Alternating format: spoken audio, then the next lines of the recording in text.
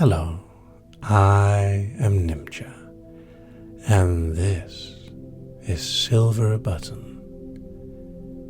This is in celebration of 100,000 subscribers on YouTube. And for this, I'd like to tell the little story of a silver button. Now, there are all kinds of buttons, but this one was one I found in a forest. It was a very, very, very long time ago. I was walking in the forest with family, as I've often done, and I found on the ground something shimmering in the light of the sun, and it was a button from a coat. You know, one of those old-fashioned round buttons, 4 holes. This one was made of plastic, but it was really nice and silvery. A bit dirty, a bit musky, probably from the rain or the ground, but pretty nonetheless. Now, my mom actually gave me a box of old sewing stuff, and as part of that box was like leftover buttons as well, so I kind of had a thing for buttons, and because I found this one, it was a little bit special.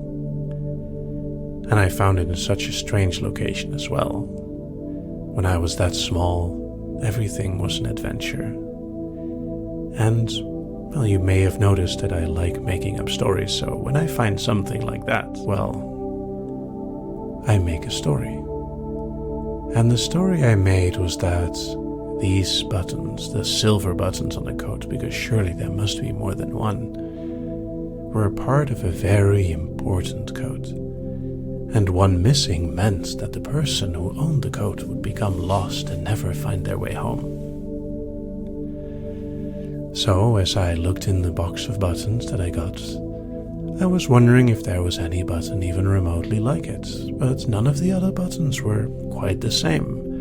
Either they were a lot smaller or bigger, or they had a different edge or a different curve to them, and, well, most of them weren't silver. They were wooden or white or black. So it kind of confused me. Now, of course, I made this whole interesting story in my mind of this person with their coat cursed to wander the woods until the button was found. And that actually reminds me of a time that I was wandering in the woods, all the way in France. Oh, from here, France is not that far away. But in France, there's a lot of places with old buildings, and some of them have overgrown so much that you could be walking while in a forest or next to a stream and suddenly find like an old ruin of something. And this wasn't like a castle or anything, it was something else. It was sort of like a factory.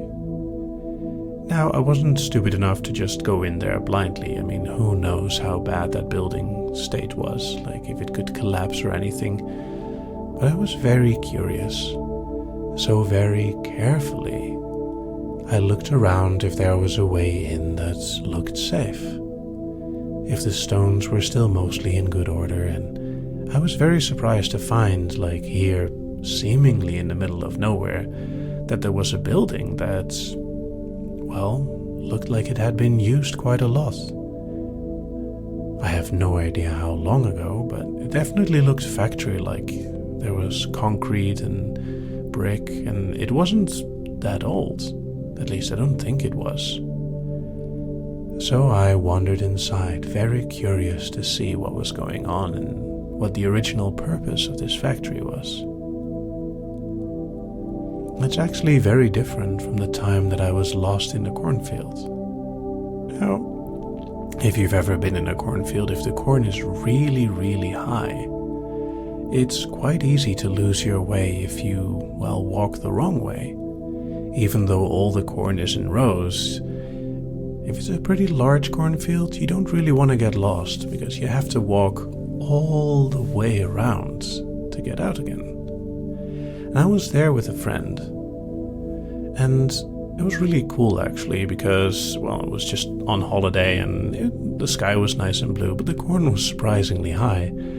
And once we made our way deeper into the cornfield and we changed direction a few times, we totally got lost. Now we knew that, like, if we were just going to walk in one direction, that we'd be fine. But stubborn as we were trying to go like, okay, I think it's this way, I think it's that way. Which is kind of similar to how I got lost in Germany once, in a very old forest. In Germany, there's a lot of forests that are quite old, almost like a fantasy. When we went off the path there, it was amazing. The trees were all mossy and gnarled, and they looked so cool. And with a slightly grey sky up above, the trees kind of quiet, maybe because we were there. Almost no birds.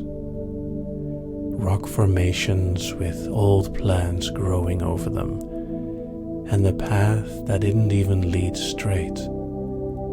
We had no idea if we were going the right way or not. And going the wrong way in a forest can be dangerous, but it was such a beautiful adventure. The sights I saw in that forest were amazing.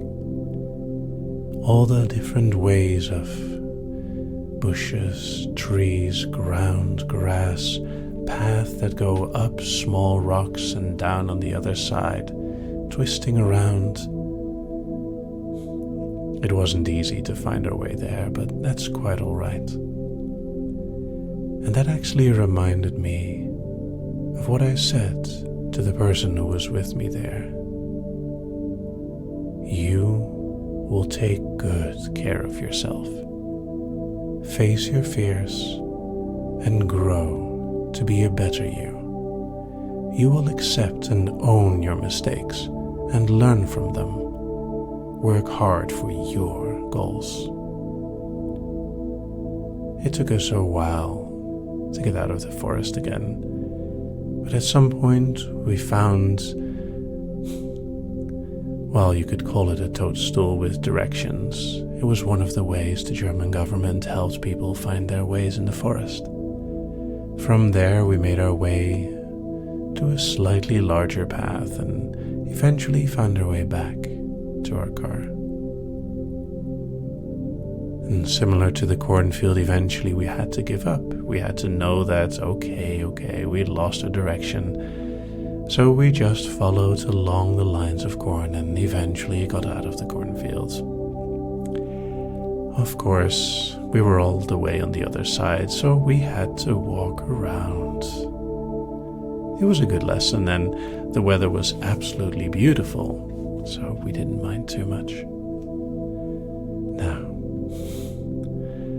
in the end, I did find a rusted machine there in France, and it looked like a weaving machine.